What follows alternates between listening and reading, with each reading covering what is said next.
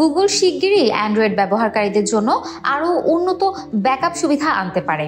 এবার থেকে শুধু ছবি, ভিডিও নয়, ডাউনলোডস ফোল্ডারও স্বয়ংক্রিয়ভাবে ব্যাকআপে যুক্ত হতে যাচ্ছে। অ্যান্ড্রয়েড ফোনে এতদিন ব্যাকআপের সুবিধা থাকলেও ডাউনলোডস ফোল্ডার সুরক্ষার আওতায় ছিল না। ফলে গুরুত্বপূর্ণ ফাইল, ডকুমেন্ট বা ডাউনলোড করা ডেটা প্রায় হারিয়ে যাওয়ার ঝুঁকি থাকত।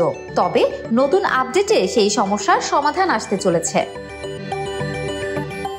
অ্যান্ড্রয়েড অথরিটির প্রতিবেদনে বলা হয়েছে, গুগল প্লে সার্ভিসের নতুন সংস্করণে একাধিক ফিচার থাকছে। ব্যবহারকারীরা চাইলে ছবির মতো ডাউনলোডস ফোল্ডারও স্বয়ংক্রিয়ভাবে ব্যাকআপে রাখতে পারবেন। এতে আলাদা করে গুগল ড্রাইভে আপলোড করার ঝামেলা থাকবে না।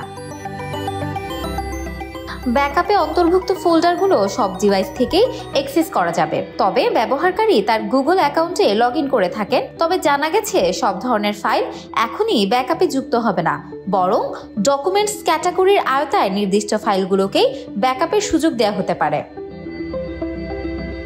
Desk report, campus Times.